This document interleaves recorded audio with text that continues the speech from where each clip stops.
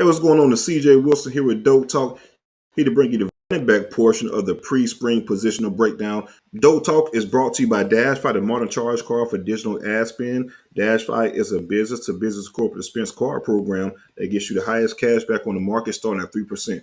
Most programs start you at 1.5. DASH.FI is going to get you rolling at 3%. Apply for your DASH.FI MasterCard ASAP with the link in the description.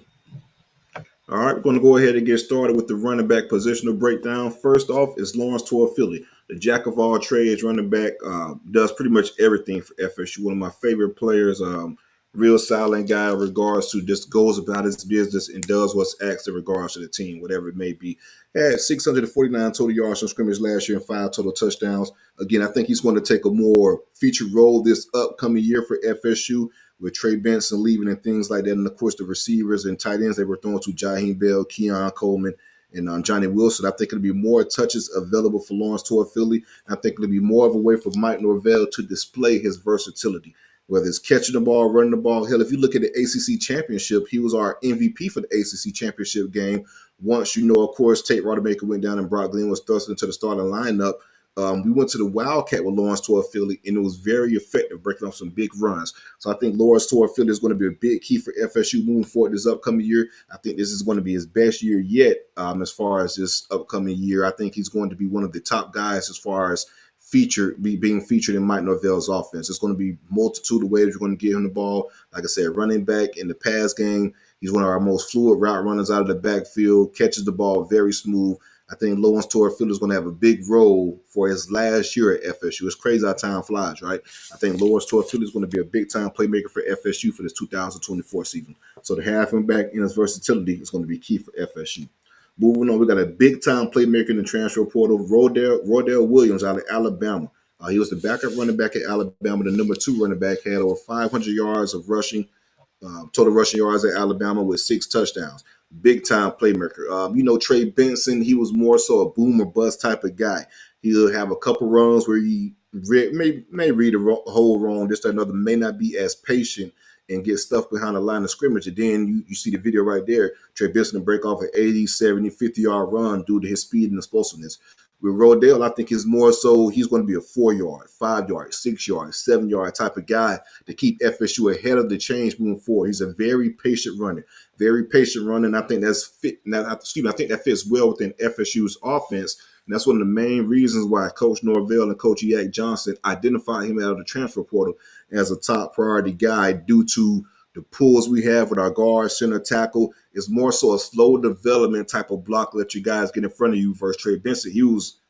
Trey Benson was an on-go type of guy. He was a one-cut, get upfield, that type of deal. Wasn't really patient letting the blocks develop. If you watch Roydell and how he played football at Alabama, his running style rather, he lets a lot of his blocks develop. And you even hear him in his comments in regards to why he picked FSU, the offensive style and how he runs and how we play football and call plays, or how the plays are designed rather, helps out and is a perfect match for Roydell. So I think he's going to be a very key acquisition for FSU out of transfer portal this upcoming season.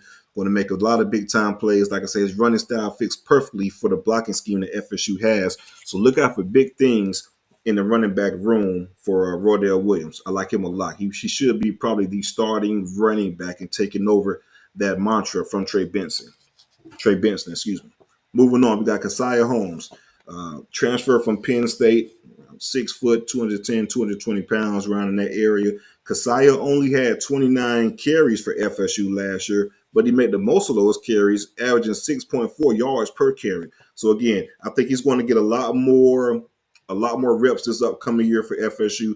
This is his 3rd year within the program, but it's only his 2nd year playing. He had to start his 1st year due to transfer rules at coming from Penn State late within the transfer portal cycle. So I think Caziah Holmes is going to pretty much explode for FSU this year.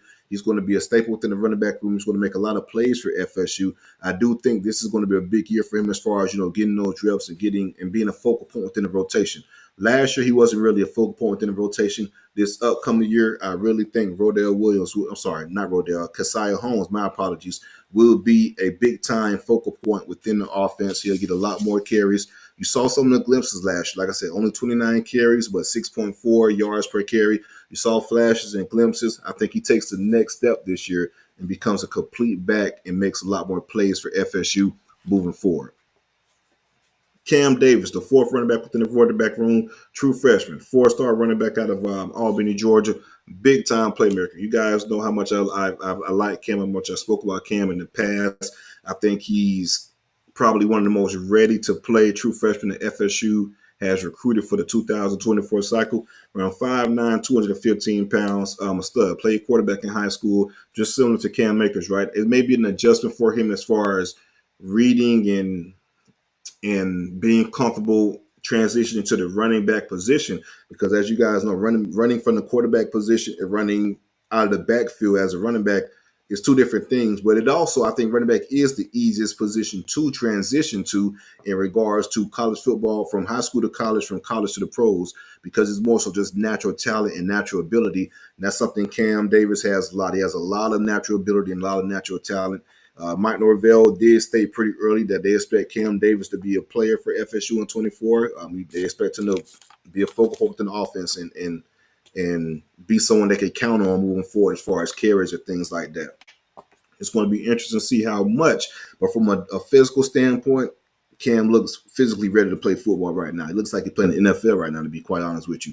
A physically imposing guy, a real strong guy, a humble kid too. Very smart, very grounded. So I think he'll fit right into FSU in their running back room with exactly everything they're trying to do. So again, you factor in Lawrance Toafili, Roydell Williams, Caziah Holmes, and Kam Davis. I really think it'll be a running back by committee with Roydell and probably Lawrance Toafili having similar not necessarily production, similar reps, so to speak, as what Trey Benson and Lawrance Toafili had last year. But I do think Lawrance Toafili would be a little bit featured. I think he'd be featured more just from the players we lost on offense and things like that.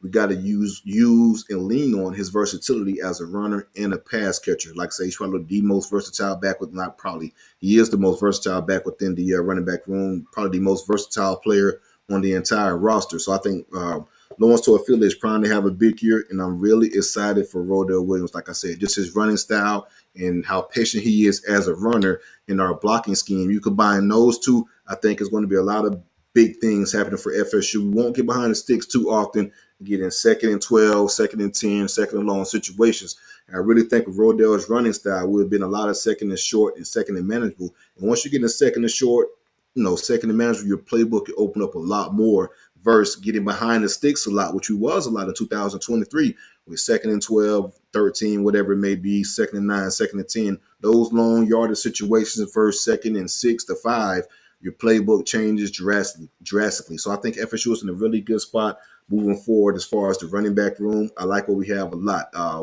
think the production will be a lot better than what we had in the 2023 season, even though we don't have a player or a running back rather that is, how can I put this, as explosive as Trey Benson, as physically imposing as Trey Benson. But I do think overall the running back room would be a lot better just from different running styles and being more patient. So again, make sure you guys like this video and subscribe to the channel. We got more coming from you pretty soon with other positional breakdowns. Go Noles.